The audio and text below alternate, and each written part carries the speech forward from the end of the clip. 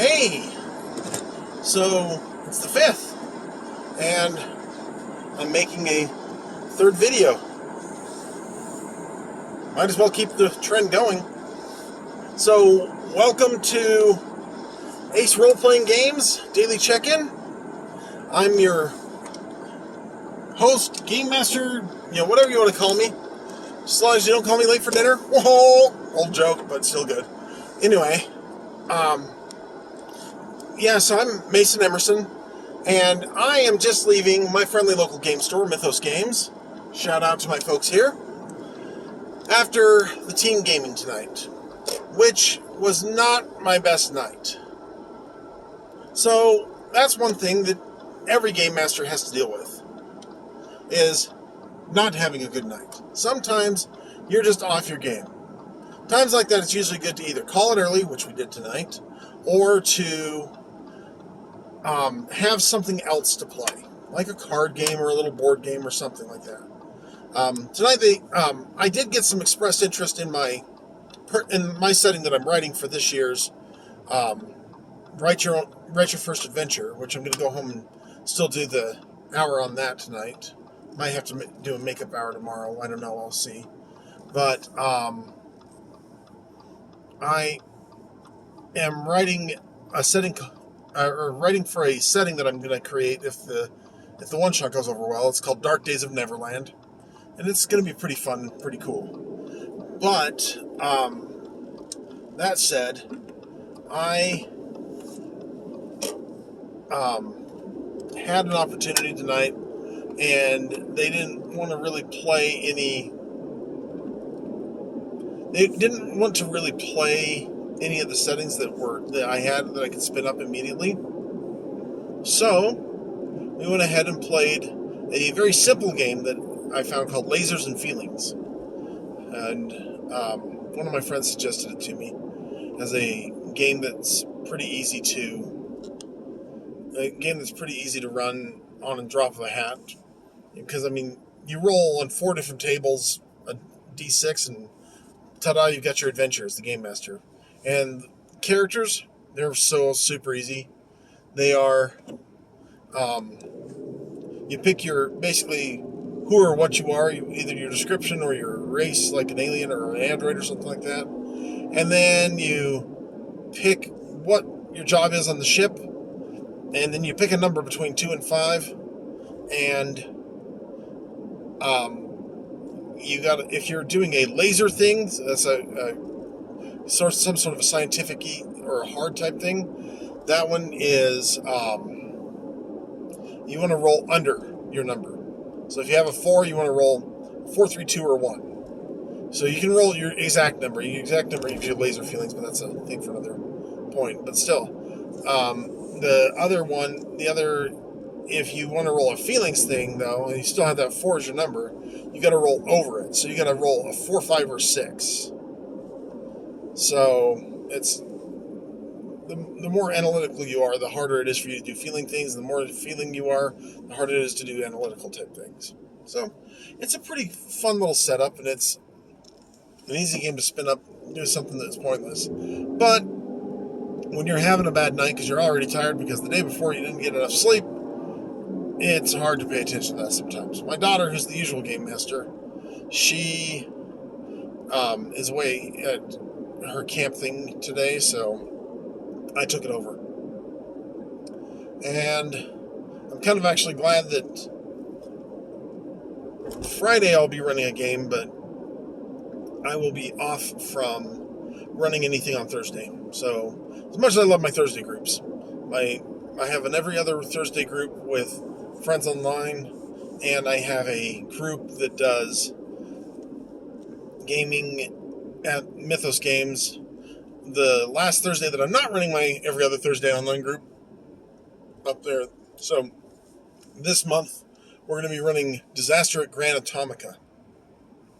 Now, something though that I did notice, even in the short time we were able to get all 3 of the kids tonight, and they were 3 very distracted kids tonight, and so that didn't help.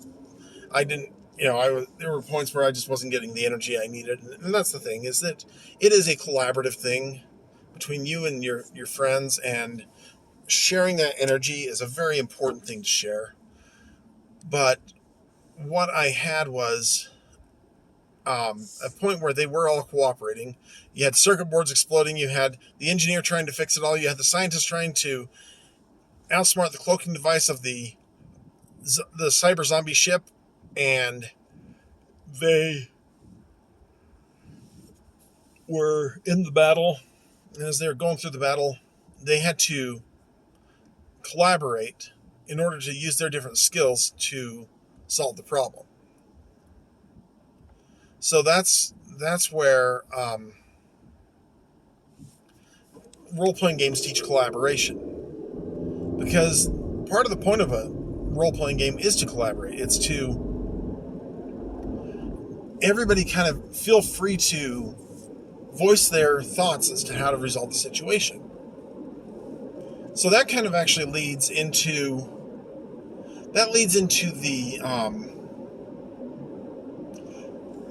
the difference between player conflict and player contention, and character conflict and character contention. Because there's two separate layers. There's your player level and your character level. At the player level, you really do not want not conflict, but you don't want contention. The difference between conflict and contention is this. Conflict is, I think your idea is stupid, and here's the reasons why. Or, here's the reasons why my idea is better than your idea. That's fine. That's conflict. That is actually healthy, and actually it helps lead to better solutions. And you can only have a good conflict when you trust each other. You trust that the other person's actually looking out for your interests, and you're looking out for theirs. And what that conflict in turn leads to, when you have that trust as your foundation, and you get that conflict, and it leads to collaboration and cooperation. It leads to buy-in from the team. And then once they've bought in, they're going to hold each other accountable for it. And in the end, you're going to get a team-level result.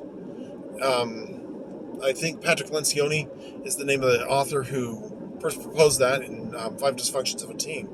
And the thing is, it applies in role-playing gaming.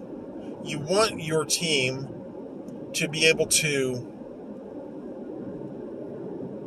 You want them to be able to get a solution that you hadn't thought of. And that's the thing, is that as a game master, your job is not the solutions department. So as a player, it's your job to come up with the solution. And that's one of the places where you have... you kind of have several different levels of involvement, because, I mean, the game master is a player too, yes. But there's several different levels of inclusion. There's the player level, where you're only responsible for one character, and maybe some allied non-player characters. Excuse me. And then there's also the game master, which you can be a level 1 game master and just be able to know the system and know how to run the game. Or you can be kind of a level 2 game master. And these are arbitrary levels and things assigned by us here at ACE. Level 2 game master is basically someone who not only can adjudicate the rules, but also probably knows a subsystem or two, in the case of like Savage Worlds or something. And not only do they know a subsystem or two, but add to that we also can improvise, and that we know when to break out of a subsystem or into a subsystem. It's an important skill to learn and pick up. So I just want to encourage you all to try and find a different way of doing things, because it's one of the reasons why I like Savage Worlds, is that Savage Worlds creates and gives the opportunity to role play and to even have systems to do things. Because, well, let's say this.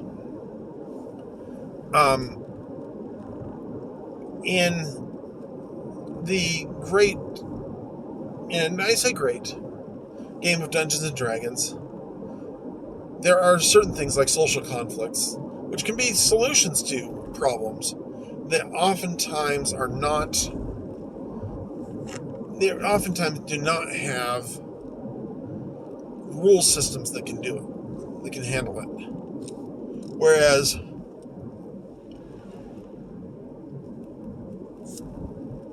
excuse me.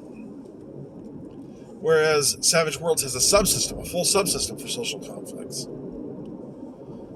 And it just depends on the style of play you want to play, and the genre you want to play, and the game you want to play. Because Dungeons and Dragons is great for Dungeons and Dragons, and that's where I will definitely leave that statement. So, anyway, that's kind of all I had on my mind tonight.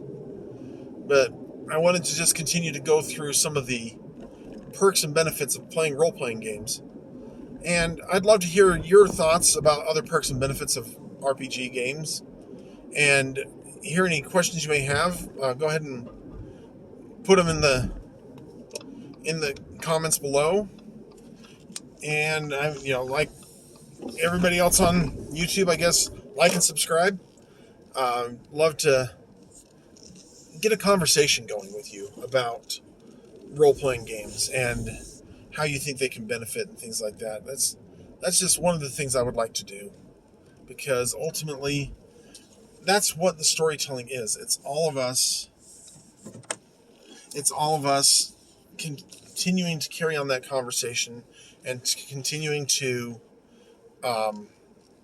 build a better story in ultimately a world where all stories exist.